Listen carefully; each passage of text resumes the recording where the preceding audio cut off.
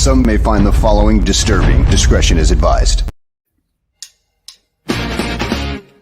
Hey everybody, it's Aldo Gandhi, and I just want to let you know really quickly that our swag shop is reopened. DeepDishTees.com is where you go, and that's tees with T-E-E-S. Clever name, guys. They're the new home of our merchandise. You can get t-shirts, you can get caps, you can get coffee mugs, you can get hoodies, you can get all sorts of good stuff, and you'll help out the bar room with the purchase. So head over to DeepDishTees.com.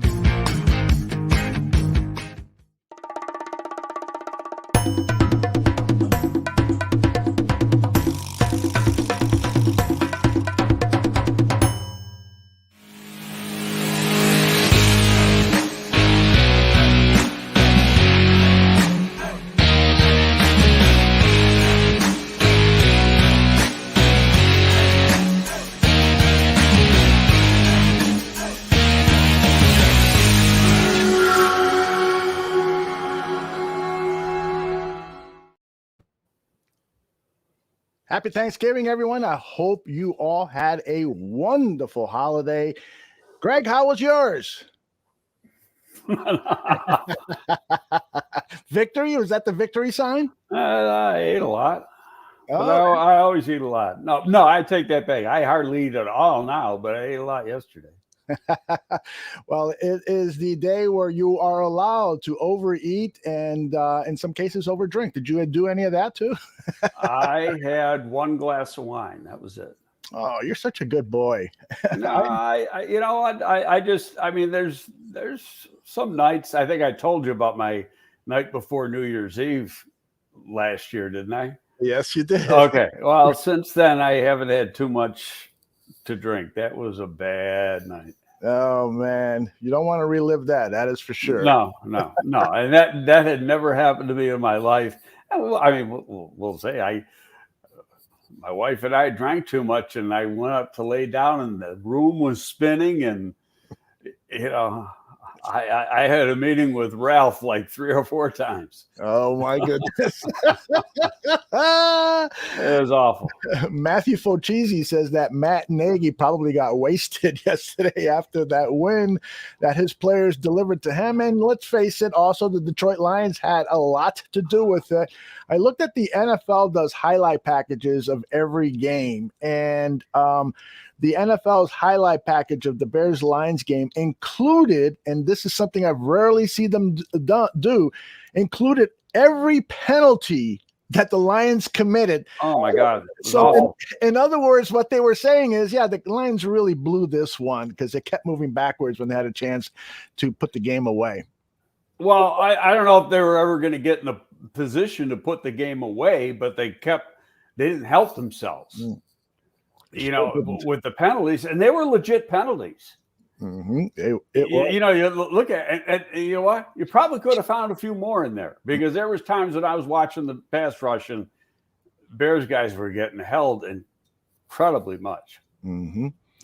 By the way, I think Matthew Fochese says that he was the one that got wasted, not Matt Nagy. So he's happy he got the day off. Good for you. Everybody should have the day off today. So my wife doesn't. She's working. Oh no, yeah. Retail. The retail business is tough, man. She left at 8 o'clock this morning. And it's probably going to be like a 10-hour day for her, right? I mean, she'll be home at 7. Okay, well, that's a long day, man. All right, let's talk about the game, and then there's so much to talk about what transpired leading up to the game. But I want to begin with your assessment of how Andy Dalton played. He accumulated more passing yards than any quarterback this season. I thought he looked good and looked as good as a veteran quarterback under the system has looked. Hub has made the statement a few times that had Andy been the quarterback all year, which was the original plan, right? The Bears might be above 500, and I agree with that. And the guy has been pretty much a winning quarterback throughout his career. He's not a quarterback that's going to take anybody to the Super Bowl, but he's taken teams to the playoffs, and he's good enough to do that. He's not, quite at that he's not at that elite level, but he's very good. And I saw a statement. He thought, the one interception that he threw in the red zone that he said, boy, when that ball left my hand, I thought that was a touchdown. Yeah, I heard that. He should have put it up about 2 inches higher and it would have been a touchdown. But, all in all, when you think he did this on a short week, no practice. There's they have the Monday's off. Tuesday, they have a walkthrough, and I think they had 2 walkthroughs on Tuesday, and they have some meetings, and that's it. And so to do that, and also, A-Rob wasn't playing, and then you look at all the defensive players that weren't playing, and the defense really, when you think about it, they did a remarkable job. They gave up 260 yards, 280 yards or something total. Mm-hmm. And look at all the guys that were out. Mm-hmm. Yep. They're playing the Lions, but you know what? The Lions have a history, not necessarily of winning on Thanksgiving, but it's a home game on a short week, and they always play you tough. Yeah. And hey, they're trying to get a win like everybody else. Right. From the Lions' perspective, I think, if I was a Lions fan, what I would be most disappointed on is the strength of the team is what the resources they've put into that offensive line. And that offensive line, with the penalties they committed, that had to be a real kick in the nuts for them, because that is where they're building. They're both like they should, in my opinion. And I think you've said this many times too. You build from the inside out. You win at the line of scrimmage, and that's what they've been devoting. Still had a couple starters out. Yeah, that's true. The center was out. The right guard was a free agent rookie, Kramer from Notre Dame, and Kramer was a good college player. I didn't even think he'd make it in the National Football League. He was a practice squad player a couple weeks ago. Got brought up for to the varsity because of injuries, and he got called for a few of those penalties and got beat for a sack. So he is what he is. Yeah. And from the Bears' perspective, you've got to love the way that Cole Kmet is progressing. The poor guy is, gets so much heat if he doesn't catch a pass, but people overlook what he does from a blocking standpoint, and the fact that he's only in his second year. He's progressing really nicely, isn't he? But let's get to the real reason. Okay. He's playing with, and I'm not banging Justin Fields. It's a difference. His production yesterday was the difference between playing with a veteran quarterback and a rookie quarterback. Yeah. And I think, Greg, correct me if I'm wrong, but I also think that the offensive line has progressed steadily throughout the season, that Cole is being kept in less to block. I've seen that kind of over the last 2 games, maybe 3 games with Cole Kmet, that he's not being used on max protect calls over and over, because this offensive line, Larry Borum and Peters on the other end, they've been doing a better job at pass blocking. And so those max protect and chip shots calls for Cole Kmet have been reduced a little bit. And so that helps them get out there to try to catch a pass. Well, that's going to change, Aldo, from week to week, depending on who you're playing and what they, the defensive scheme you're going against, what their strong and weak points are. So obviously that plays into it. I agree the offensive line has gotten better, and they've gotten better because they're playing, all the same guys. What was that, the 3rd game in a row now they play with the exact same unit? Yeah. That might be the first in the last 2 years that you've gone 3 games with the same guys. It's is it going to be the same line as next year? And I think, Jenkins is going to be at left tackle next year, but the other 4 guys may damn well be the same guys. So they're going to continue to get better. I thought Detroit went in trying to stop the run and did a pretty darn good job. And forced the Bears to pass, and the Bears did a good job passing. They threw for over 300 yards. Yeah. Do you think that how much of what transpired leading up to the week had an impact on the players, whether positive or negative. It could have been. I know you have a lot to say on this. I just turn it over to you. You say what you want to. Well, where do you want me to begin? I mean, well, let's start. I don't even remember what we talked about, earlier in the week when the thing. But let's first talk about the Nagy lost the locker room. Okay, good. Okay. Yes. Total BS. And comes from a guy who does a podcast with a player. Has he lost that player? Yes. Mm-hmm. Why has he lost that player? Number one, he didn't get the contract he wanted, and he's got a franchise tag. And number two, he's not getting the ball thrown to him. And why is that? Well, if he would have played yesterday and not been injured, he probably would have, had 8, 9, 10 targets. Yeah. But he was hurt. Again, everybody wanted the rookie quarterback. Screaming, you got to play the quarterback. You got to play the rookie quarterback. He's the future. Okay, you play the rookie quarterback. Now you got to go with what you get. Mm-hmm. And you get and you're going to get situations where things are limited. The scope of the offense is limited. There's only so much you can do. He's going, and I'm not at all saying that he's not going to be a good pro. I think he's going to be a great pro, but he's got to grow. And people will say, well, look what Matt Jones is doing in New England. I don't care what he's doing in New England. He was more prepared to be a pro quarterback coming out of that Alabama offense than any of the other 4 quarterbacks who went in the first round playing in the offenses they played in college. Mm-hmm. But he doesn't have the ceiling that any of those 4 guys have. Yeah. What he does have is Bill Belichick. But where Tom Brady had Bill Belichick for almost all his career, Mac Jones isn't going to have Belichick for his whole career. Yeah, we'll see how that turns out. Right. I mean, unless Belichick decides he wants to coach till he's 75 or 80, and I doubt that's going to happen. Mm-hmm.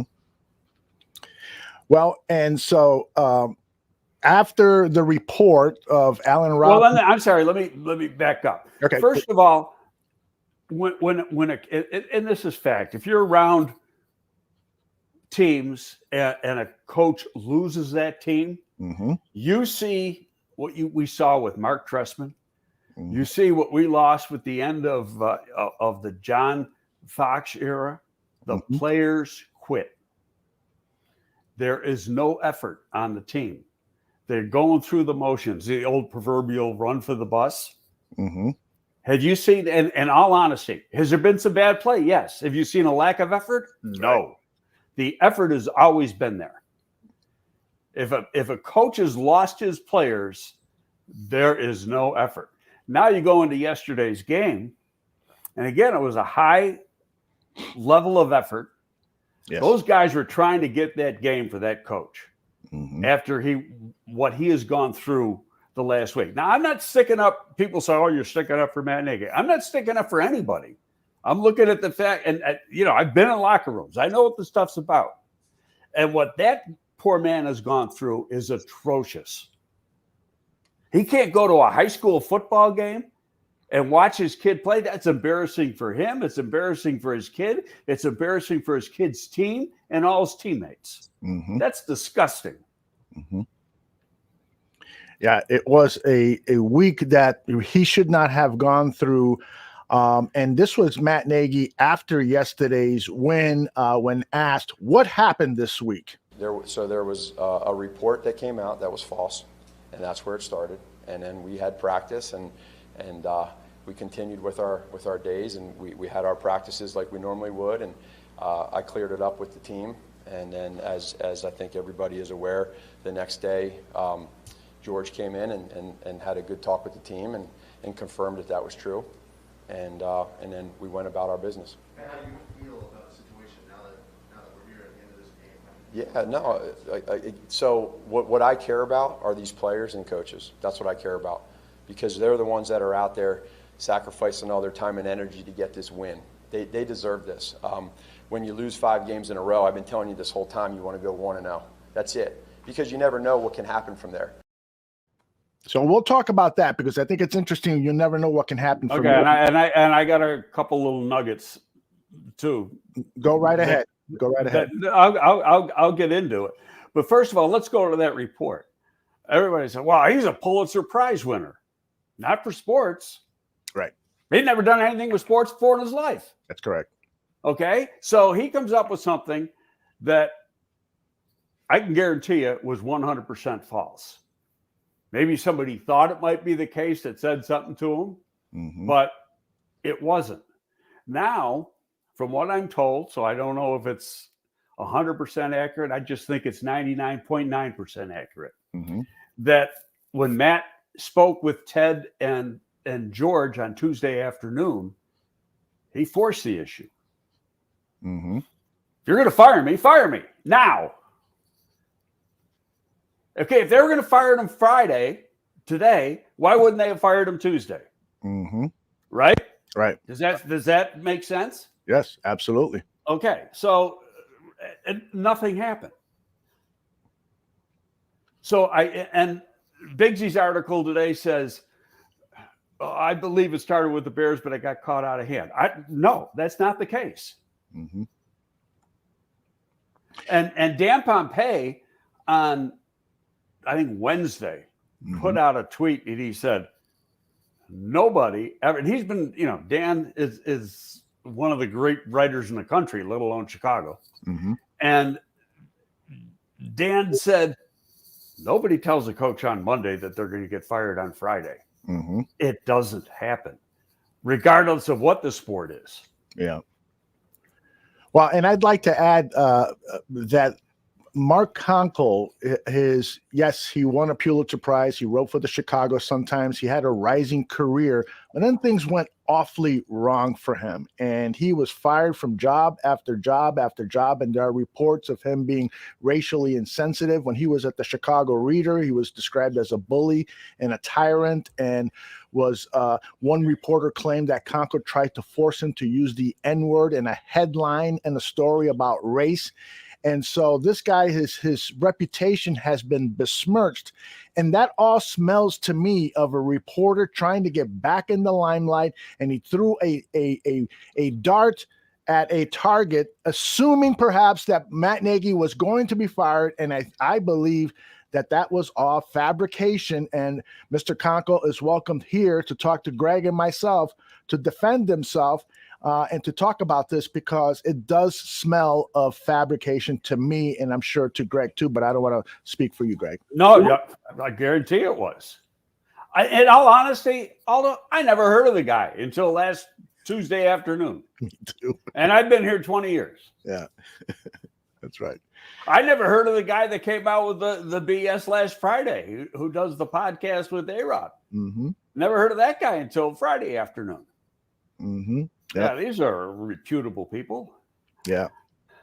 So you send out a tweet saying, why should management come out and defend this baseless report? Tell me more about that. Okay. Because a lot of people are blaming management, including Brad Biggs and his 10 thoughts about the game. He said that this whole thing could have been done with if management would have issued a statement. That's a false story. Move on. Okay, I understand where they're coming from, and they want that's what they want. Okay, here's reality. The minute you give in to one false rumor, you have to give in to every false rumor, and now you're responding to everything. Right. Okay, and if you want something to take up your time with just total bullshit, then respond to a false rumor. They responded to it in private with the people that it's important to, the players and the coaching staff. Okay, now, I got I was going back and forth texting with a coach. Okay. On the Bears. Okay. Yesterday in the locker room after the game. Okay. And let me get it in here. And I got a lot of questions in the chat room. I promise you guys I'll try to get to as many of them as possible here. Yeah, we've got a lot to talk about, so we will do that. So, Greg, go ahead and read that text from a coach. Okay, first of all, it was really, it wasn't a text, it was a DM from Twitter. Gotcha. Same thing. Yeah. Same thing. Absolutely. Okay, he had liked a tweet I had at the end of the game. Mm-hmm. So I said, thanks, not mentioning his name. Good win. Just keep on working hard. He said, this came within seconds. Not one player or coach in this building has stopped giving 100%. And then I said, I know, very obvious. The media is the leader of the pack with this bullshit propaganda. He said, thank you for realizing that. Extremely unfair and over-the-top negative coverage of the head coach, who manages to never waver in the face of it all. Mm-hmm. Well, I got it from one standpoint, though. I agree. I see the effort on the field, but that whole week was a distraction to players. Listen to Cole Kmet. Yeah, I mean, I'm not gonna lie, it was tough for me. A lot in your head after going right from Sunday into Monday, Tuesday, Wednesday, and then playing Thursday, and there's a lot in your head. You don't know what's true, what's not, and that was difficult for me. And you don't know what's going on, and at the end of the day, as players, we kind of just hunkered down on just this Wednesday night, and just put ourselves in a good mindset, and we were able to do a job today and get a win. I mean, that's pretty much what's expected. They were troubled by it because they didn't know what was right or wrong, but they all hung together, worked hard, and came out with a win. Yeah, I mean, that's all you can do in a situation like that. So I think, and I know it sounds like I'm bitter or anti-media, but I've been here 20 years. And the one thing I've seen here, and I've been in New York, and I've been in Philly, and I've been in Buffalo, and Buffalo is, the whole media's pro sports team there. I mean, they're mild as far as they give just criticism, but it's not close to what you see here in New York. New York and Philly got a reputation. Those places are mild next to this place. Mm-hmm. This place is crazy. Yeah. And when they get it in, when some people get it in their head that they want a guy gone, they're going to drive it and drive it and drive it until they get what they want. Yeah. And I think it becomes very unfair to the people involved. And that leads through their constant criticism to situations like you had last Saturday at Matt Nagy's son's football game. Yeah. Well, I will say this. I mean, Chicago has a robust sports media landscape. There are lots of outlets. There's the major newspapers, there's the radio stations, there's websites and so forth. So you're going to have a diversity. But I do think that the beat writers that cover for the Chicago Bears, I think that they're legitimate people. Brad Biggs is a guy that is going to be journalistically ethical all the time. He is, and so is Dan Pompey, and I mean, Biggsy's a friend of mine. Right. Okay, I mean, I've known Biggs and I came here at the same time. I don't know where Biggs was before he came here, but we both got here in 2001, and he came up to me. It was back in Platteville days. Yeah, we had a beer together at a bar in Platteville during training camp, and with Mully. That's when I met Mully, and that's when I met Biggsy, and they're both at the Sun Times then. Mm-hmm. And and then they went over to the Tribune, and Mully starts on the Score. And he was on, I think he was on Sporting News Radio back then. Yeah. So everybody has grown, but a lot of these guys are friends of mine, and most of those people, I think they're very, very fair. There's others, and I don't want to mention names. I'm not going to, that's not me. Mm-hmm. I'm just saying as a whole. And I'm going to tell you right now, I'm on the Score later this afternoon. Okay. Hub is the host, and he asked me to come on. And Hub and I talked earlier in the week about this. Mm-hmm. And Everything I'm saying right now, I'm going to say on the scores later this afternoon.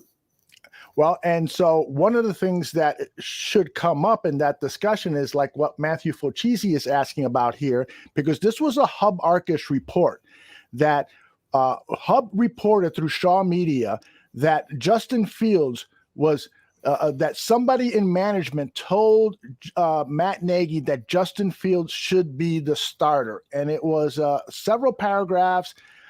I thought it was a kind of a strange Hub Arcus report because it was so short and didn't have a lot of detail on it and so forth. And so I was wondering, what's going on? This doesn't sound like a Hub report. It almost sounds read to me like it was done by somebody else. So I'm hoping that you ask him about that, and then we can. Well, no, I'm not, because Hub, as the journalist that he is, he's never going to give up a source. Absolutely. So, could I ask in private? Absolutely. Mm-hmm. And the conversation we had the other day was obviously in private. But don't forget, we talked about this on this show a month ago. Mm-hmm. That I had a conversation with an agent friend of mine, and that agent friend of mine told me that Fields, the starting Fields came from above, but the coaching staff wanted to go with Andy Dalton.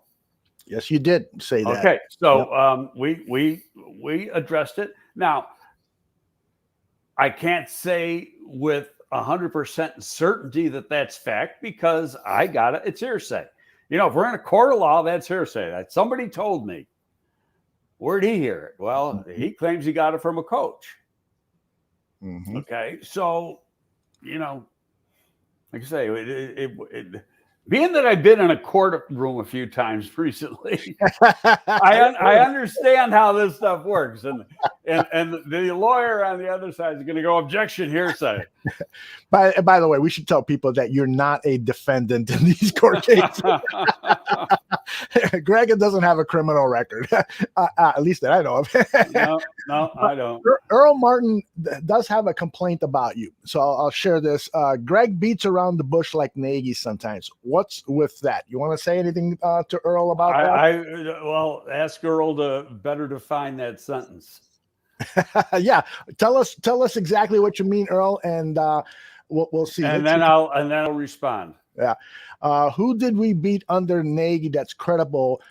So I think he wasn't responding to my question there, but Earl, if you've got more to add to that, I'd be glad to bring it up here. So where do we go here? Where does that, I should say, because one of the great questions here is, if you were in charge of the Bears management, what do you do with Matt Nagy now? You're going to have to reach a decision. I'm not going to say you have to do it by that because you have that 2-week window. Right. Okay. Would that be ideal because you get a little bit of a jump start? Mm-hmm. Well, it's only ideal if you're the only team.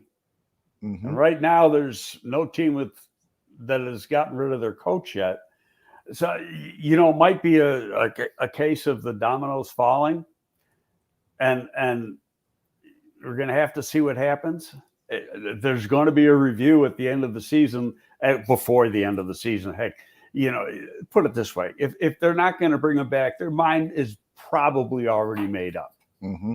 Okay, what we don't know is is it just one person or is it more than one person? Mm-hmm. Is it coach and front office, or is it just coach? Mm-hmm. Okay, we're going to have to wait and see the answer to that.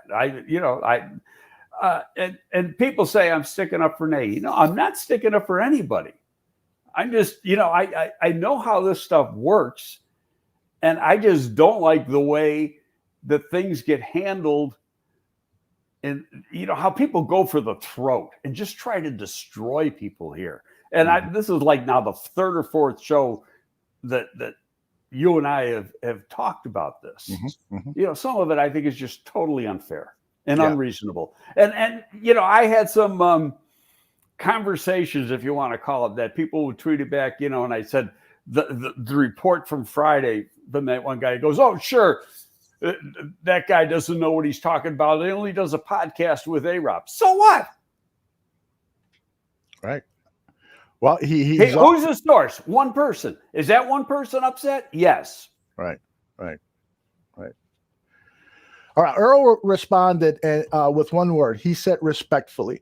So I'd like to say this on behalf of Matt Nagy, Greg Gabriel, and other people who are in the position of knowledge, and that there are sometimes things that you have to withhold because it's private, because you're going to lose your sources. You're going to lose friendships. You could lose your job. If Matt Nagy goes out there and says, yeah, I was told to start Justin Fields. Well, guess what? He's going to, he should go immediately and pack.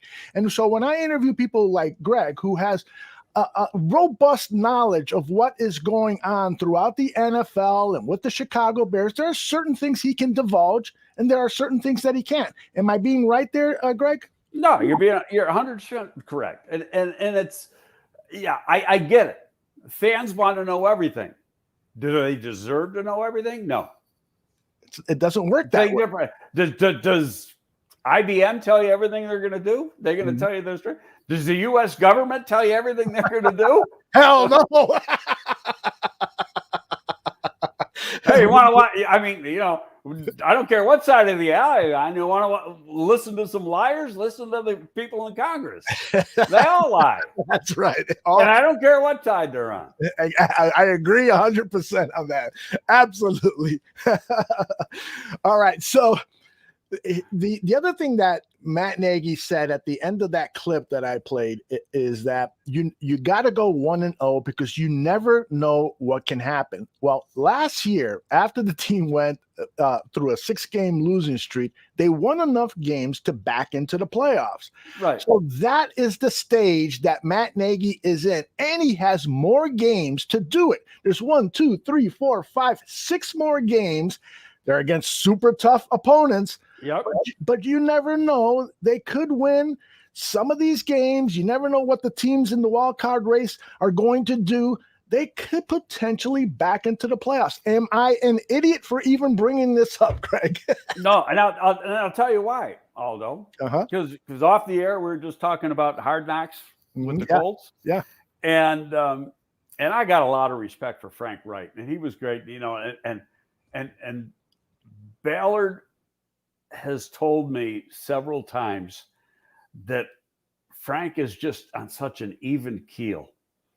They can have a tough game and he'll go down in the locker room and he go, well, Ballard, we got to do a little better next week. And he just never loses his composure. That's cool. So he's talking, and this is all with, how emotional the Buffalo game. They played Buffalo last week and they just blew them out of the stadium in Buffalo. But how emotional it was for him going into that game because he played most of his career for the Bills and lived there for 10 years, had 3 of his kids in Buffalo, has a lot of friends there. And so, going back to play a game there, it's always emotional for him. Yeah. But he also stated that we started out this year 1-4. We weren't a very good football team. And he said, it was just my job to, you're getting killed in the media. Just keep everybody going. And it becomes a 1-game season. You got to win this week. Then you go to the next week. And we got to win the next week. He says, you know what? Now we got a winning record. And we started off 1-4. Yeah. I agree. I mean, anything can happen, I think. But besides maybe backing into the playoffs, which I think is highly, highly unlikely. Right. You've got to also analyze and evaluate the quality of coaching decisions being made throughout the week, because players should get the credit for wins and players should get the credit for losses too. I keep hearing, I think Sean Desai says it best at these press conferences, we can call up whatever scheme. If you get the execution, then we look like great coaches. If we don't get the execution, then we're going to look like bums. Exactly. I've been saying that the coaches don't play the game. Right. Right. You know, the old saying, you can lead the horse to water, but you can't make him drink. Right. But the players, in most cases, play how they practice. Mm-hmm. So, you know, there's give and take with that. But you got to put some of it on player. There's one part of yesterday's game, and you probably saw my tweet, and I still haven't seen that. There might have been an explanation. I have not seen it. So if there is, you may know. And that is because I thought it was critical. Why did Matt not ask for a replay on the punt play where the ball hit the helmet of the oh my gosh, the Lions guy and it bounced another 20 yards down the field, and then there was a penalty on top of that? Right. Okay, now the penalty was a good penalty. Yes. My thinking was the penalty should have been marked off from the spot it hit the guy's helmet. Mm-hmm. Because usually if the kicking team, if the ball hits a member of the kicking team, that's where the ball gets spotted. Yep. Okay. So why wasn't that challenged? Yes, that was a coaching error. Well, but I never heard. First of all, the people on Fox didn't even challenge it. Yeah, that's okay. So that's why I'm waiting. That's why I'm thinking, is there a little something that I'm missing here? Yep. That you know, I'm usually pretty good with the rules, but is there a little subsection of the subsection of the subsection that you know got by me and you know, because there was a penalty and all that other stuff that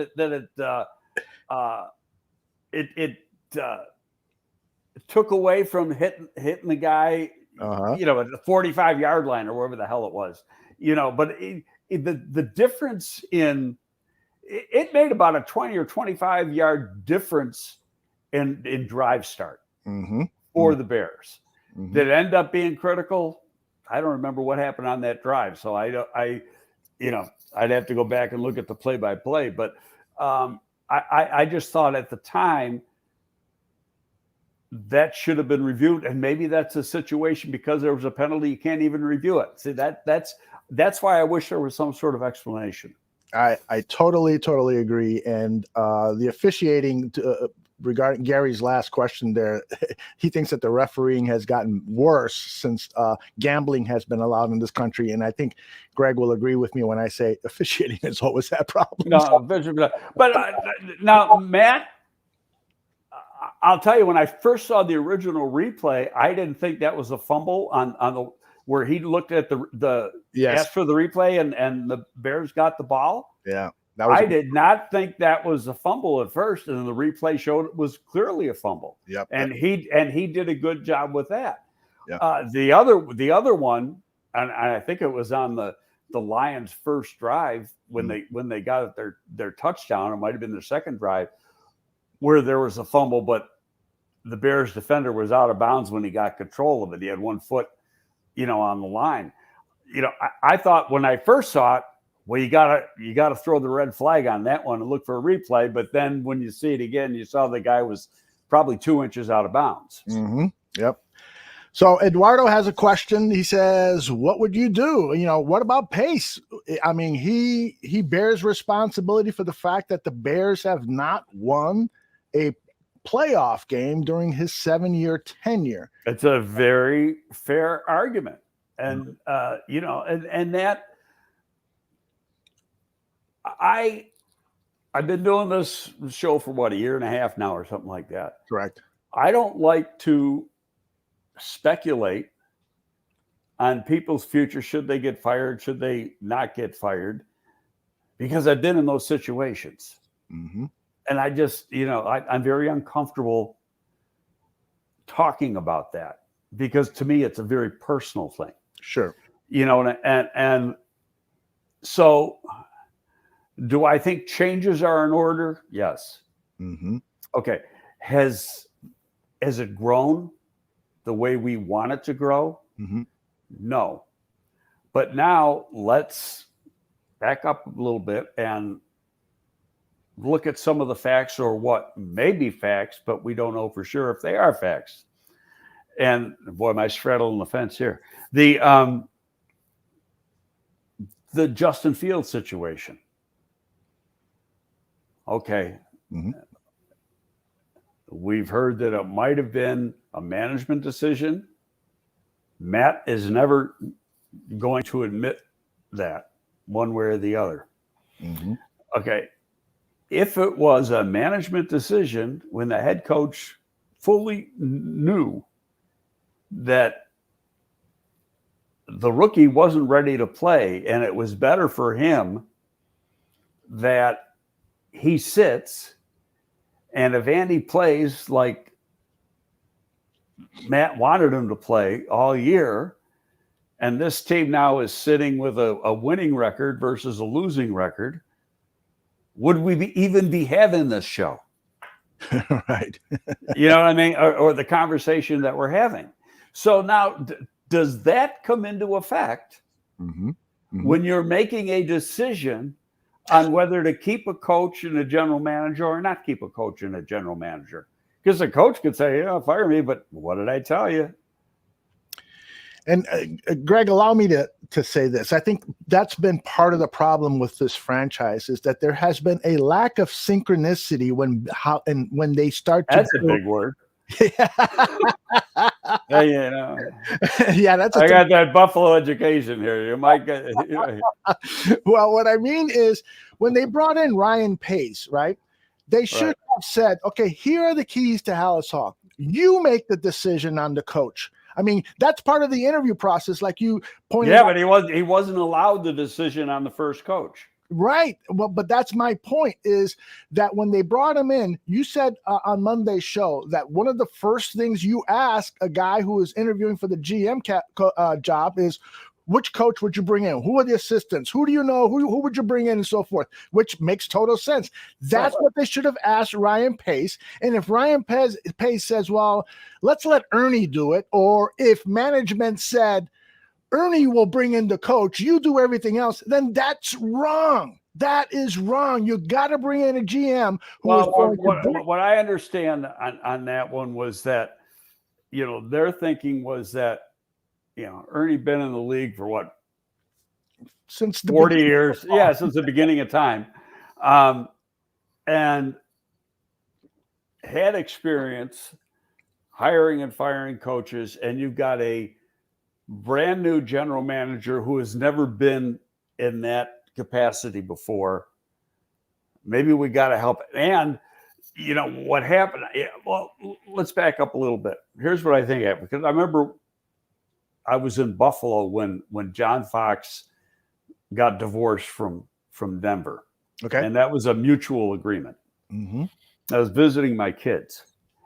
And that was just a few days after Ryan Pace got hired.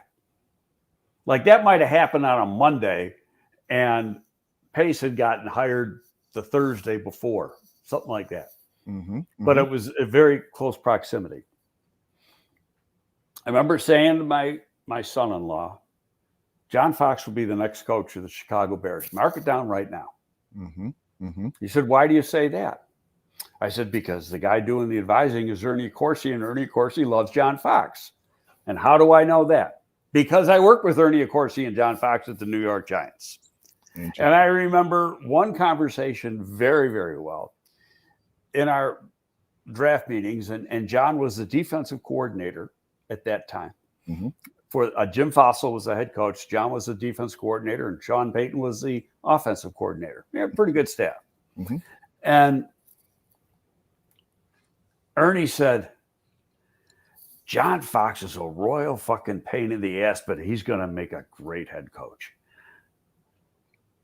You never forget a conversation like that. Absolutely.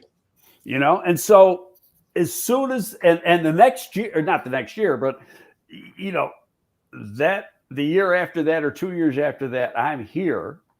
And then you fast forward another 12 years after that. And I'll back up and tell you some other stuff. I might have brought it up before. Okay. But when John became available and Ernie was the consultant, to me, that was a done deal. John was coming here. Yeah, that was the mistake. But please go on. You know, at the time, no, it wasn't. And John is a friend of mine, Mhm.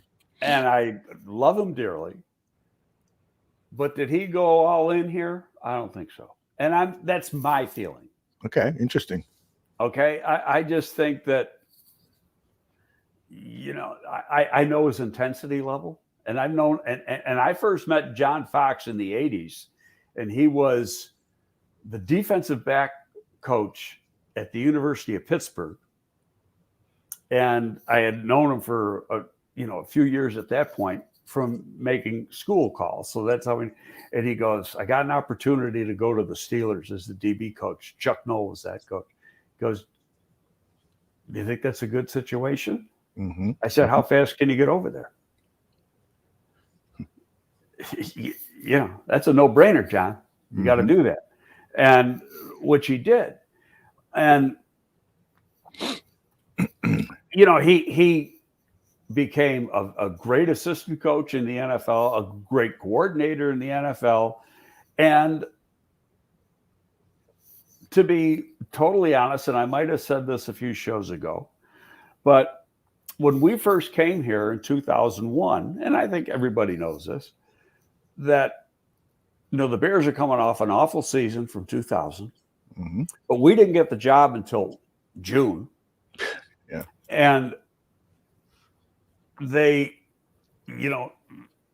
Jerry was told, I can't say we were told, Jerry was told that when he got hired, when he was going through the interview process, that, you get the job, Dick Duran has to be your coach next year. It's too late to make a change. And they were 100% correct. Who the hell are you going to get in June? But he said at the end of the season, you can do whatever you want. So coming off the season that the Bears came off of in 2000, we were under the assumption that we're probably going to have a new coach next year. So part of the work we did that fall, early in the fall, was starting to put together a list of candidates. And who was it near the top or at the top? One of the top group? John Fox. Wow. Okay, now he was still defensive coordinator for the Giants. That was his last year. And fate has it, we end up going 13-3, I think the record was, and get to the playoffs, lose to Philadelphia in the opening round. But John had done such a great job in New York, he gets the Carolina job in 2002, and he does a great job in Carolina. He takes Carolina to a Super Bowl. That's right. Then he goes to Denver, and he takes Denver to a Super Bowl. But, he had some health problems in Denver. Heart issues, Yeah. He had to drop a lot of weight and stuff. And John could party. Because I could tell you some stories there. I mean, I will. There's one story I will tell. But I just don't know. And I'm saying this. He's never said anything. I just don't know if he was all totally in the way you got to be in. Yeah. By the time he got here, I thought he put together a pretty good staff. He put together an outstanding staff, and right, and because of his experience, even though Ryan was the GM, at least in the first couple years, John, could, for lack of a better term, bully him to do exactly what he wanted. Right. Okay. So, but then, it was Nagy's choice to hire, or not Nagy, Ryan Pace's choice to hire Matt Nagy. And let's be fair, Matt Nagy was the hot guy. And we've talked about that before. And if you go on his first year, he was coach of the year. Correct? Yep, exactly. Okay, well, and then it went downhill from there. So the question then is, since it appears that Matt Nagy will continue to coach the team for this last third of the season, and if he is fired at all, it might be to take advantage of that 2-week window where they can get a head start. But perhaps there are going to be no moves made because management, George George McCaskey and Ted Phillips might be considering doing a restructure of the front office with Ryan Pace and so forth. Maybe moving Ryan Pace into Ted Phillips' job, maybe firing Ryan Pace and so forth. So I think Ryan Pace is not going to get Ted Phillips' job. You had mentioned that before. Yeah, Ryan Pace is not qualified to do Ted Phillips' job. Mm-hmm. Ted Phillips is a businessman. He's a finance major. But he's got a master's in business from Northwestern, and his main job right now, is to build that stadium down the street from you. Now everybody knows you live in Arlington Heights. Come on over. So, and is Ryan Pace qualified to do that? And everything involved? There's a lot of politics involved with this. Oh my gosh. And you're talking, and I mean, just look at the numbers. Costing them, what, $197 million for the parcel of land? Yes. Okay, how much do you think it's going to cost to take down that racetrack? And then, and the infrastructure work. And part of that will be, government subsidized, especially with roads and things like that. But then, the Bears are going to get their money back on that land. Mm-hmm. Not a doubt in my mind, because they're going to either sell off or lease off a lot of that land for, it's going to become a destination place in Metro Chicago. Mm-hmm. Because there's going to be a lot more than just a stadium there. Mm-hmm.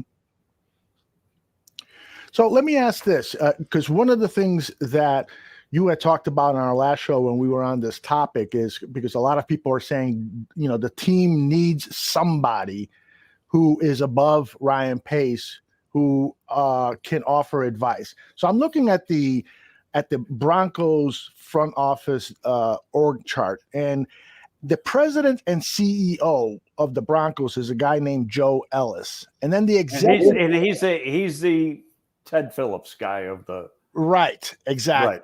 So then they have John Elway as president of football operations and George Patton as the general manager. So the question then is, shouldn't the Bears be considering a president of football operations to mirror what other teams are doing, because they seem to be getting more success than the Chicago Bears, although the Broncos might not be the best example. Well, number one, I think John is on his way out. Elway's on his way out. Mm-hmm. Okay, but he's a valued member of the franchise for what he did for the franchise, more so as a player than as a front office executive. In fact, as a front office executive, you could say now he wasn't a complete failure, but it wasn't that great. Okay, and I think George Payton, who was here at one time, mm-hmm. He was here before we were, along with Rick Spielman.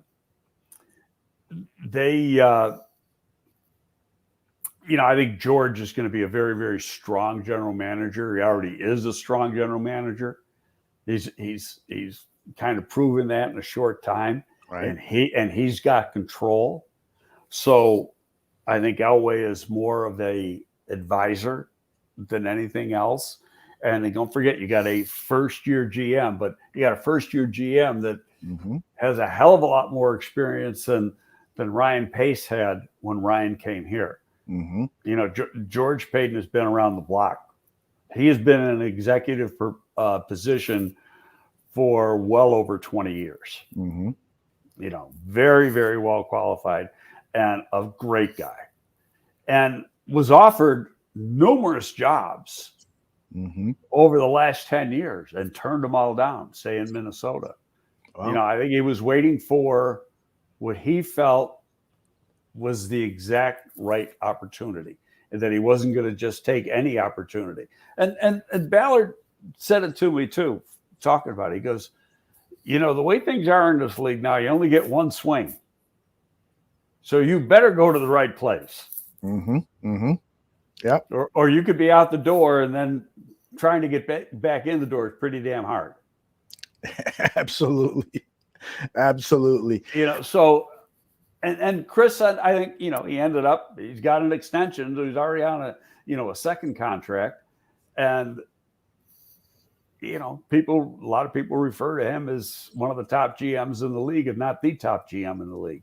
Yeah. So, but that, I had in fact, it was yesterday, because Pompey is pushing for that president of football operations gig. And I sent a text to Dan. I said, Dan, I can't agree with you. And he said, why? And I said, because basically you got two GMs. And same thing I said on here the other day. I said, if you do that, your GM is nothing but a glorified director of player personnel. Right. Getting more money, and because he's got a GM title. And I said, I'd rather hire a strong GM and a strong director of player personnel. Mm-hmm. Mm-hmm. And he goes, well, I'm good with that. I got the text in my phone. I can read it right to you. That it's the same as I did with the one coach. But I said, they haven't, you may disagree with this, but there hasn't been a strong GM here since Jerry left. Jerry Angelo, yes. Yeah, I agree. Now, there's people that didn't like Jerry. Jerry was a damn good GM. Mm-hmm. Okay, and facts are facts. We got to the playoffs 4 times. We won 3 division titles, and we got to a Super Bowl. And we drafted 12 Pro Bowl players. Mm-hmm. Okay, has that been done since? Nope. We had more success than anybody since Mike Ditka was here. That is correct. Okay. Well, so, since we're on the topic, one complaint that I had with Jerry is that he failed to put together. He did a brilliant job of acquiring Jay Cutler. I thought that was a brilliant move. Young quarterback with lots of potential to get even better. But what he failed to do was bring in some of the resources a quarterback needs, a really durable, sturdy, dependable offensive line and some playmakers. Well, we had the line before that. It Mm-hmm. just didn't keep. And I don't remember what our cap situation was. Mm-hmm. But when we were on our before we got Jay, our offensive line was outstanding. It was one of the best lines in football. Mm-hmm. John Tate, left tackle. Yeah. Roberto Garza, left guard. Yeah. Olin Kreutz was the center. Reuben Brown was the right guard, and Fred Miller was the right tackle. Yeah. I'll put that line up against anybody. Yeah. It's good. And how about how many were drafted in that group? 1. Olin Kreutz, and that was before we got here. Mm-hmm. We got John Tate in free agency, Garza in free agency, Reuben Brown in free agency, and Fred Miller in free agency. Mm-hmm. So, but as time went on, Cutler was just taking a beating. Remember the 9 sacks in the first half of the Giants game? I was only with Jay 1 year, then I was gone. So But that was a problem. and Jerry was only with Jay for 2 seasons. Yeah. See, that's the problem. It just there doesn't seem to be, when you're playing golf and you get into a rhythm and you hit the fairway and then the next shot it's on the green and then you hit a good putt, you get your birdie or you get your par. Just seems like the Bears front office is never. And then you hit it out of bounds when you go tee it up on the next hole. That's what happens with the Bears. Because I know that part of the golf game real well. Me too. Well, you're getting a lot of votes in the chat room for you to become the general manager. We've talked about this before. If they were to offer you the job, you jump at it. But you have say, yeah, you're on a little vote. They're not going to, that's not going to happen. But what would you do at this point? I mean, if they brought you into that Ernie or Kosi role, to act as a consultant, tell us a little bit about what you might do, what you would tell Ryan Pace if they told you Ryan Pace isn't going anywhere, but we'd love for you to have a talk with him. Well, because I in all honesty, there's things that I'd say, but I can't say it on here. Gotcha. I tell you off the air only because you're talking about people's lives. Absolutely. And you know me well enough that, Gabriel said that, Yeah. I don't get into that. That's fair enough. I mean, the headline will be Greg Gabriel wants blank fired. So we don't want. We don't. I'm not doing that. Yeah, I totally appreciate and respect that. Moving forward, what I would like you to ask is in terms of, we talked about what you would ask a potential general manager, and you responded by who are you going to bring in? Who's going to be your director of player personnel? Are you going to have a director of player personnel? Okay. Who's going to be your director of player personnel? Who's your list? Because you might not be able to get the top guy. You might have to go to number 2 or number 3. So who are those guys? Who's your top guys for scouting director? Who's college scouting director? Who's your top guy for pro personnel director? And obviously, who's your coaching candidates? Yep.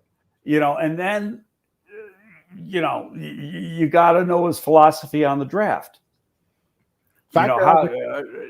All sorts of things. So what's somebody asking here? Factor has a good question. He says, in terms of criticism, can you point out one mistake that Pace may have done, in your opinion, when in terms of team building? Well, I don't think he had to trade up to make the Mitchell Trubisky pick. that was but let's go back. And reality was that a lot of people thought Cleveland wanted Trubisky, and Cleveland had a ton of draft capital. And he's from Cleveland. And so there was rumor that Cleveland may try to go up and get him. They had the number 1 pick, and they might try to go up and get him. Did they have number 1 that year? Yes, they did. Yeah, okay. And they might go up and try to get him, move up. I think they had number 10 then was the next one to try to go up and get him. And so, and Ryan had made that trade literally a week before, and they didn't announce it, but so I think he got so fixated on the one player that he was going to make sure he got him. Now, did he have to? No, that's when you what's the word I want? You bring fear into the equation. And so then you overthink it. Okay. But, that's hindsight. And we can talk hindsight all day and it doesn't mean anything. But, I still think if they would have stayed at 3, they would have got him. Yeah. There is, as Chris Watts points out here, there has been some evaluation. Mike Lennon, yes. That was, and that one is be fair, that here's what I was told. That Ryan really liked Mike Lennon coming out. I think Mike was at North Carolina State, if I'm correct. That sounds right. And studied his career early in his career, and just thought that the makeup was right. I was never a Glennon fan myself, but so that one's on him, yeah. And that was a a costly mistake and really a double whammy. You bring him in, you know, it was like the Andy Dalton thing, really. You're bringing in the veteran knowing darn well that you're still going to draft a quarterback in the first round, because I guarantee you he knew he was going to take. He might not have known he was going to take Mitch, but he knew he was going to take a quarterback with that pick. You know, I'd love to have a discussion with him. Why Mitch over? And I'm not even going to put Mahomes in here, and people are going to say, well, you're crazy. Well, if everybody thought Mahomes was going to be Mahomes, he would have gone first overall. I think it was Garrett went first in that draft, right? Yeah, Myles Garrett went first in that draft. Correct, Myles Garrett. Yeah. Okay. If everybody thought that Patrick Mahomes was going to turn out the way that he has turned out, he would have been the first pick in the draft, regardless of the type of player Myles Garrett was, and Myles Garrett would have gone second. Yep. So it was really, you know, there's a lot of people that thought that, in fact, I had conversations with his agent, which is Lee Steinberg, and Lee thought a month before the draft that he was probably a 10 to 15 guy. And he goes, and it may be a little bit lower, because there's people that just, number one, nobody from that offense has ever had success. He really didn't win at Texas Tech. There's a lot of gunslinger to him. You know, and so there was, I know I talked to Ballard. Ballard loved him. Ballard went to watch him play 3 times live. Just loved him. And he was gone to the Colts then when, but Andy still knew what Chris felt, and so did John Dorsey, who was the GM at that time. You know, and they made the trade to move up and get Mahomes. But he could have had Watson. Could have had Watson. I would have liked to known really what the feeling was on Watson. Yeah, it's weird because there have been reports from guys like Adam Johns, who I think is a guy who isn't going to fabricate things. He's a good reporter. That very good. The Bears did not even take him out to dinner. They took out to dinner Mahomes and Trubisky were the 2 guys that they were eyeing the most, which is fascinating, because if they weren't unable to make that trade up, and if Trubisky was chosen before them, then the Bears might have ended up with Patrick Mahomes, which would have been, you know. Well, here's the thing with that, though. Sometimes, you know, you got the old smoke screen thing. Don't you know? Yeah. What you see is not necessarily what you think. I love that part of the season. You always send out a tweet. It was saying, "Don't believe anyone." And lying season is about to start. But really, so it's okay. We really want Watson. So now they made a big deal. They sent the whole crew down to Watson's pro day. And he had the first pro day. They had Fox was there. Gase was already gone by then, wasn't he? Yes. Okay. Fox was there. Gase was in Miami by that point. Right. Dowell Loggins, Pace was there. I think Lucas was there. Everybody, you know, they all went. Yeah. And it was well reported that they were all at the pro day. But they didn't have a private workout with them, as far as I know. Right. Well, somebody in the chat says, well, who are some of the, if the Bears were to make a move, who are some of the head coaching candidates you like? And you've made no secret about this. You are in love with the guy from Buffalo, Brian Daboll. Brian Daboll, Todd Bowles, Dave Tobe, Ryan Day. It's a great list of candidates. I'd be super happy if those 4 gentlemen walked into Halasaw to interview for the job. And if Ryan Day, I got him on there. One of the reasons because he's coached in the league. Uh-huh. So it's not like he's you're taking a guy that's been strictly a college coach. He's coached in the NFL, been a quarterback coach. Right. So he knows the pro game. Mm-hmm. And he's got a very close, intimate relationship with the guy he drafted last year, which, has got to have some part of the equation, got to be some part of the equation as far as the thinking process. Right. You at least got to talk to the guy if he, in fact, wants to talk to you. He may say, no, I'm staying here for the next 10 years. Right. And some people in the chat room are just anti Ryan Pace, and I am for the most part. But I do believe that there is an opportunity for Ryan Pace to correct some of the errors that he's made. We have seen it with other teams that are winning now, like the Tampa Bay Bucks, the Arizona Cardinals, the San Diego Chargers. All of those GMs are on their third head coach pick. And so maybe if Ryan Pace is given the opportunity to pick a third head coach, maybe that's where he hits a jackpot, and he possibly has that quarterback now. So Tampa Bay is a perfect example of that. Mm-hmm. Yep. Because I did not like what, to go back to history,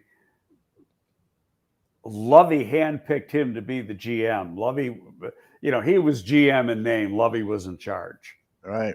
But after 1 year, he stabbed Lovey in the back. I've heard it might have been 2 years. And I lost all respect for him. Wow. After that. I just didn't,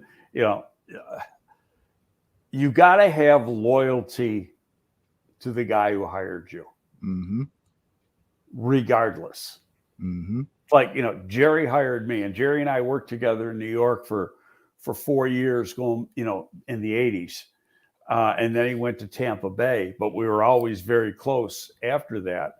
And my first loyalty here wasn't to a McCaskey, wasn't to the Chicago Bears, wasn't to Lovie Smith. It was to Jerry Angelo. Mm-hmm. Jerry gave me the job. Wow. A lot of people in the chat room are saying that the Bears are too cheap to pay a guy like Ryan Day, who is making $6.7 million this season and probably will make much more if he stays at Ohio State. Do you think the Bears would give Ryan Day a contract like $8 million, $10 million a season for 5 to 10 years? If that's what it costs to get the coach they want, they're going to pay it. I don't think that's ever been a problem. Look at the money they're paying some of these players. When they traded for Khalil Mack and gave him a contract, he was the highest or second highest paid defensive player in the National Football League at the time. Right. Money is not an issue. And don't forget, let's go back. You're getting ready to spend $197 million just to buy a piece of property.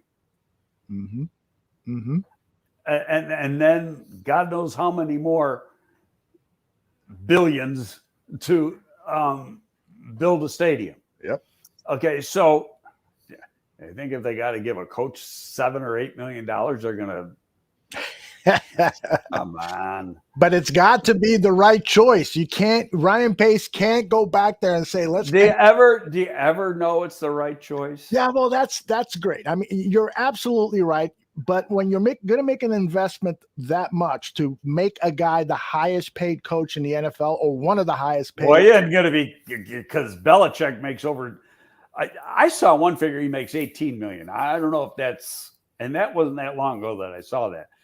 But he makes a lot of money, and he deserves every penny of it. He sure does, because not only is he the head coach, he's the head poobah. Yeah, I mean, he runs everything. Right. He tells everybody what to do, that even the ball boy. Yeah. If you get what I mean. I know where you're going on that. So I agree with you. I don't put 2 less pounds of air on that football, please. You think there's any truth to that? Yes. Okay. Yeah. Enough said. That wasn't an allegation. You ain't cheating, you ain't trying. Tell us a cheating story that you are aware of that you can say. I don't know if I have any. I want to tell my John. I want to tell my John Fox story because all right, let's hear this John Fox story. Is my last official event with the Giants. Uh-huh. And so it was right after it was a month before I came here, and right after it was right after that 2001 draft. And the next night, the whole group, the scouting staff and the coaching staff, everybody involved with the draft that helped with the draft, ownership took us out to dinner, and we would go to like Smith and Walensky's in Manhattan or Gallagher's in Manhattan. We'd alternate each year. This particular year, we went to Smith and Walensky's in Manhattan. So we had like a private room on the second floor, and we had 4 at a table. And I don't remember for the life of me who the fourth person was at the table, but there was Rick Donahue, who died 2 years ago, a very close friend of mine. He was the assistant GM for the Giants at the time. John Fox, myself, and I don't have a clue who the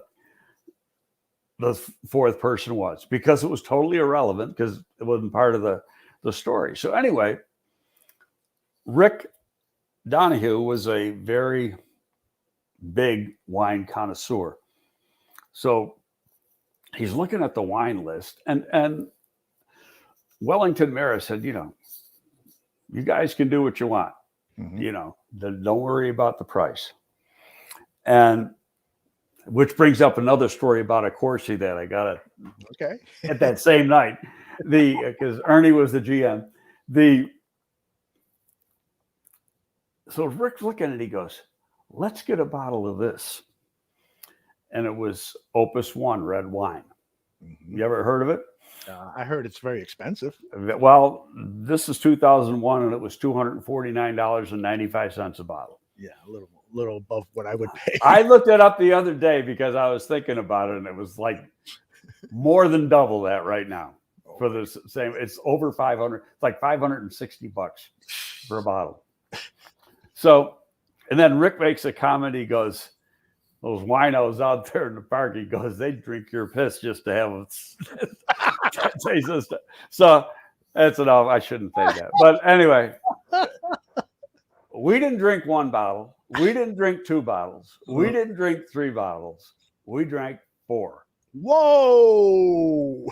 So, and the reason I say I don't remember who the fourth person was at the table, because they didn't drink any wine. That was just Fox, Rick, and I drank 4 bottles of Opus One. Nice. And then, we went on a bus from Giant Stadium into Manhattan, so nobody had to drive. Mm-hmm. And then we get back, and everybody's just totally plowed. Uh-huh. So John, Rick, and I, we went right into the training room, and you have the training tables that the trainers work on you. That was bed that night. Because there was no way we were even getting in a car to drive, John to drive home, Rick to drive home, and me to drive the hotel that the scouts are at. That's awesome. But the other part with the Corsi in that story was, he gets the bill for the night, and I just happened to be over at his table, and he looks at it. He goes, "Oh fuck!" He goes, "What's 20% of $6,700?" and I, so right away I went like 13.4, or $1,340. Right. And he goes, "Okay," puts it down. And then I didn't think of it, and he didn't think of it. When you get a big party like that, they already got the tip in there. That's right. They got double dipped. That's the guy that chose John Fox. No, just kidding. And Ryan Pace. That's hilarious. What a great story. He gave them an extra $1,300. That is nice. Man, oh man. Well, you've got 1,000,001 stories, and hopefully we'll get through a lot of them in the coming weeks. I know that the Chicago Bears We have 1/3 of the season left. Would you be surprised if this team won the majority of their games? Let's take a look at the schedule real quick. What's ahead? We've got Arizona next week at home. Then it's the Packers on the road. What's the preliminary forecast? Let me look. Well, that's a long way off. That's more than 10. Well, I'm going to look right now. Yeah, but I'll tell you this. Kyler Murray should be back for that game. And that if Roquan Smith is not available to play in that game, that's going to be a really tough victory, even if the conditions are such that, that would favor the Bears, and the conditions being, a soggy field to slow the high-flying Cardinals offensive attack. So that's week right 30. now. The preliminary forecast is high of 37, low of 30. You think that is enough to maybe favor the Bears by a little? Well, it's not going to hurt the Bears. Put it that way. Mm-hmm. You got number one, a dome team, and a dome team from a real hot area, right? And the cold. The one game I'll never forget here, but it was a lot colder. We played Atlanta on a Sunday night game, mm-hmm. and it was like 8 degrees out. Mm-hmm.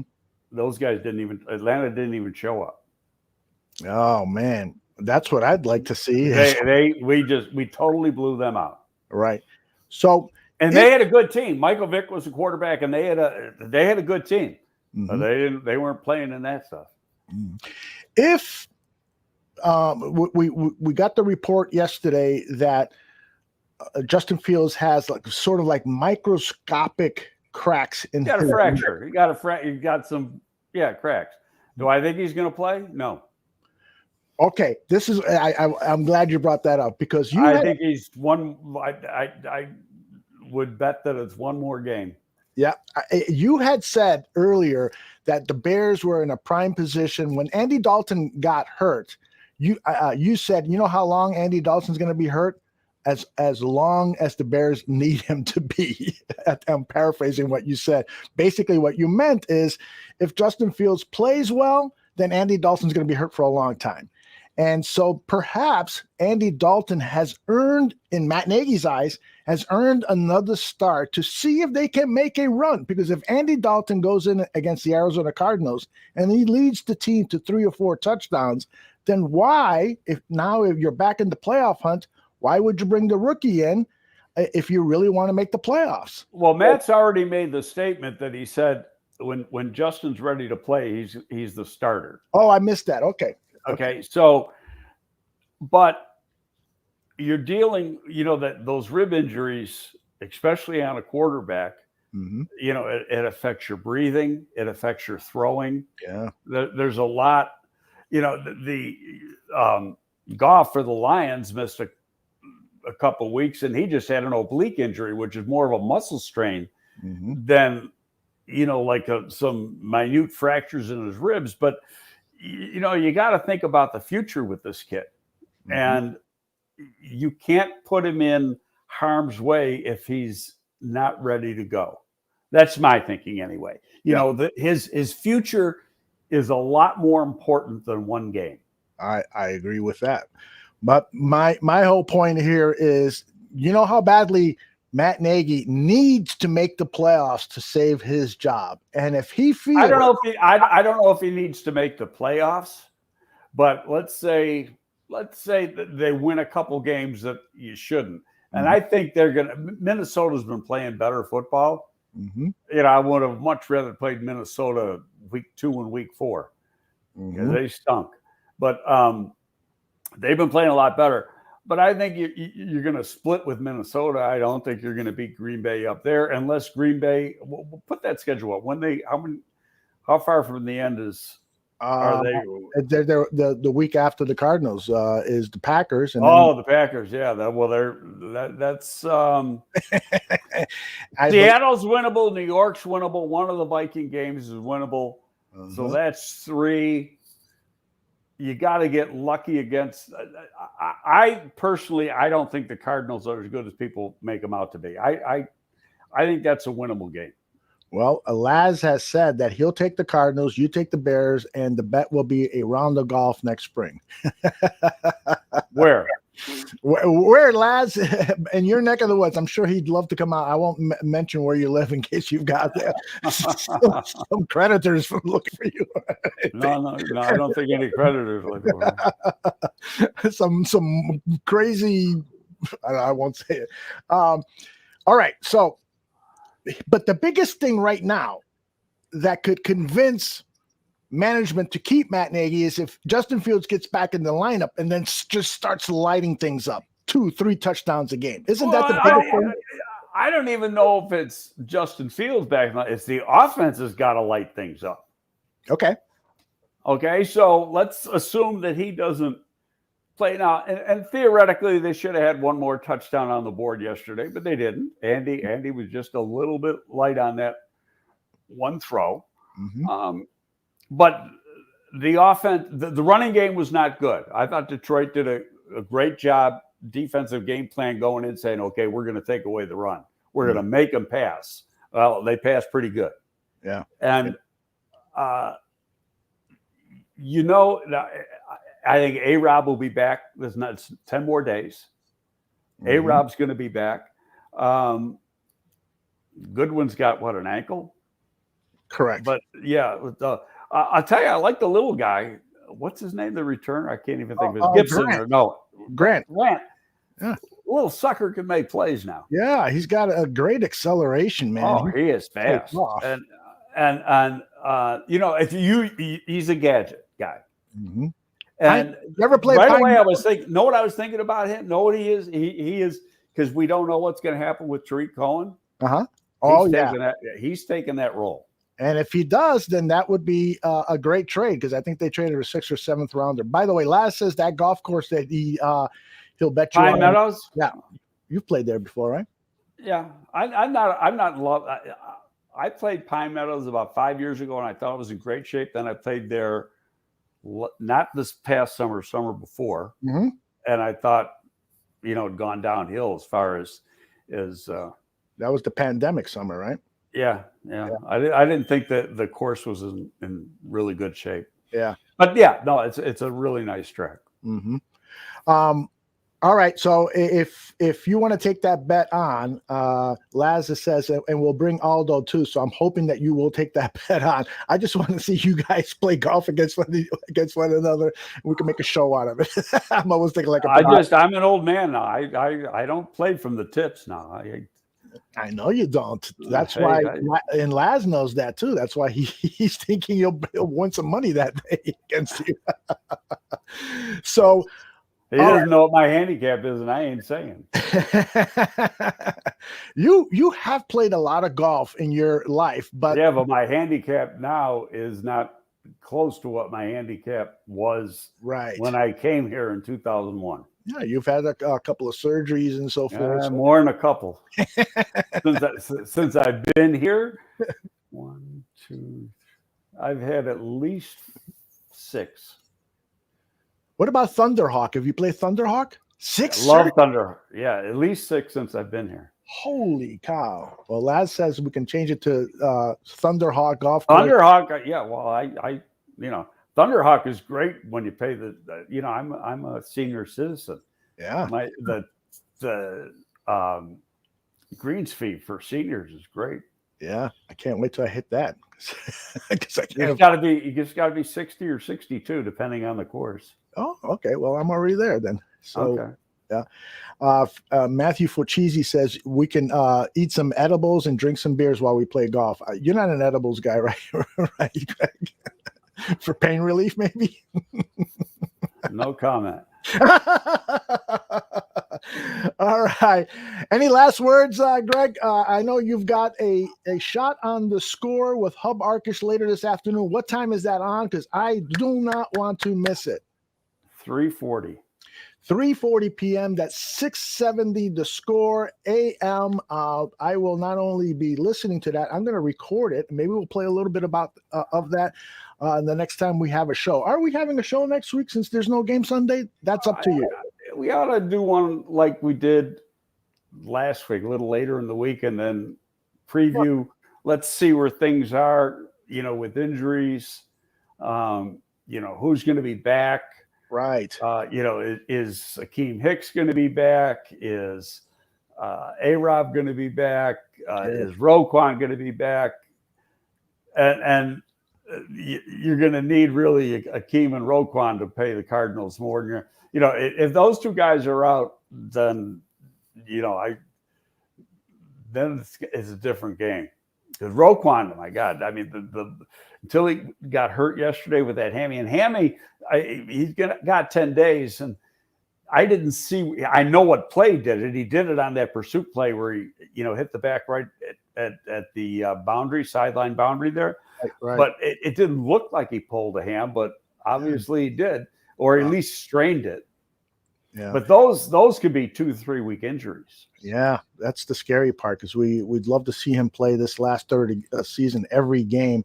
And Hicks and Danny T are done, right? No, I don't think Hicks is done. Hicks is still on the roster. Danny Trevathan's on IR right now. I don't know how long. What's he got, a foot? Yeah, I think it's a foot injury. Yeah. Yeah, I don't. So he's on a minimum 3 games, and he's already had 1, so he is not going to be around for the Cardinals. Right. And one last, a couple of questions regarding the college football. Is Notre Dame going to sneak into the top 4? I don't think so. There's a chance, but what's going to hurt them, that they play on the road at Stanford tomorrow. I think they win that game big. Yep. Unless the weather's atrocious out in the Bay Area, and this time of the year it can be, and it's a night game. Mm-hmm. Night game here at 4 o'clock Eastern, 4 or 5 o'clock Eastern time game, or West Coast time rather. Right. But Cincinnati would have to lose in the AAC championship game. Mm-hmm. Alabama would have to lose in the SEC championship game. And if that happens, then I think they'd have, Cincinnati would drop down because they're a group of 5 and not a power 5, and Alabama would be their second loss. So one of those two, I think Alabama's in, even if they lose to Georgia in the SEC championship myself, even though they're going to have 2 losses. But I just think Notre Dame's going to probably end up 5 in the polls and be in a good New Year's 6 game. Mm-hmm. Probably the best place for them. I don't think they really stack up against the elite. They should have beat Cincinnati. I was at that game. Yeah. They turned the ball over 3 times. But Cincinnati, you can't they won every game. You can't take that away from them. One of the things about Notre Dame is that Coach Kelly had said that this was kind of a year of transition. He did, it's not like he didn't expect them to have the record that they do have, but I think he readily admitted that the talent level right now isn't what it was a year ago, 2 years ago, 3 years ago. And so for them to have a 10-1 record is pretty sensational. And I think is a tribute to his coaching. He's gotten better as a coach. Would you agree with that? I thought they were going to be a 3-loss team. I think going into the season, especially when you look, it's an entirely new offensive line except for the center. Right. Patterson. And then on top of that, they had this highly rated freshman playing at left tackle to start the season. And he, hurts his knee and has to have knee surgery after only a half of one game. And then they went through, they're on their 4th left tackle right now. And this guy's turning out. Remember John Alt, who played for Kansas City for a long time? Sure. His son is the starting left tackle, and he's a true freshman. Wow. So, you got an 18-year-old. So they got 2 freshman tackles that are going to be top-notch players. They'll be the bookend. One will end up being on the right side next year. Excellent. But, they got some good young linemen, but they're going to lose that quarterback who was the grad transfer from Wisconsin. So they're going to have a young quarterback next year. But I think, they got I'm not going to mention the player's name, but the father of one of their players who, could be a fifth-year guy next year or enter the draft this year.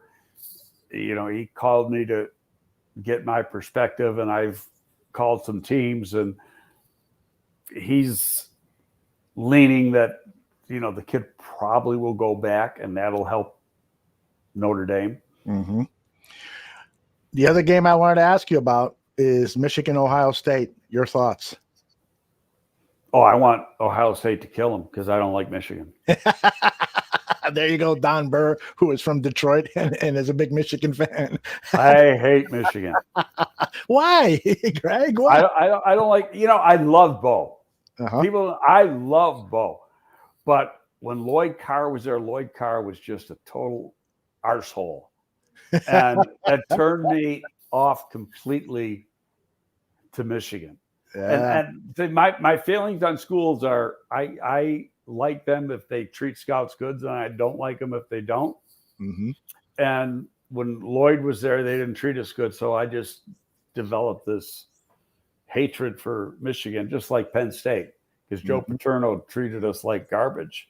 And I don't care who's coaching there. That's never going to change. Mm-hmm. Well, you got a lot of fans in the chat room. Not only do they want you to be the general manager of the Chicago Bears, but you've also got to drop the stuff. It ain't going to happen. You've got to vote for president too. Greg Gabriel for president of the United States. I know I know that if you were elected, you'd move to Canada in about a minute.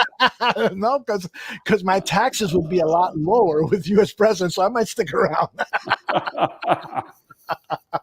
You're the best, Greg Gabriel. We'll be listening to you at 3:45 on the score. 340 on the score. WSCR 670 AM. Greg Gabriel and Hub Arkish. Can't wait to hear that. And thank you very much. We'll be back. Greg Gabriel Talks Football. We'll be back next week, later in the week, so we can talk about all of the updates from Hallis Hall. And I'm really already looking forward to that almost as much as I'm looking forward to the Hub Arkish interview with you. Thanks very much for everything you do for the Bar Room, Greg, and we'll talk to you next week. And thanks everyone for tuning in live. Thanks, people. Bye-bye. Bye-bye.